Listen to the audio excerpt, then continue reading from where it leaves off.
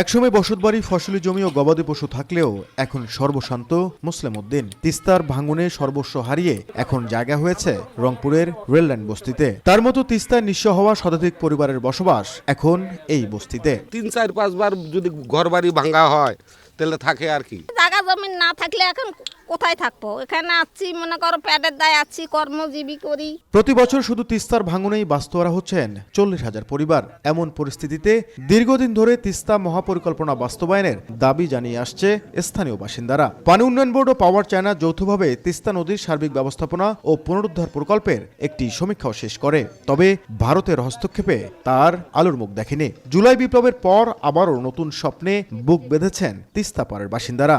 আমরা এতদিন অপেক্ষা করেছি, আর 1 বছর অপেক্ষা করা খুব বেশি কষ্টের না, যদি সেখানে আপনাদের মতামত প্রতিফলিত হয়।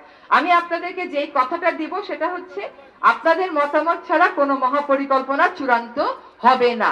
প্রকল্পটি বাস্তবায়ন হলে 13,116 কোটি টাকার জমি উদ্ধারের পাশাপাশি বছরে 11,240 কোটি টাকার সম্পদ রক্ষা হবে। এছাড়া গড়ে উঠবে স্যাটেলাইট টাউন, সড়ক, পাওয়ার প্ল্যান্ট ও অর্থনৈতিক অঞ্চল, যেখানে কর্মসংস্থান হবে অন্তত 10 লাখ মানুষের।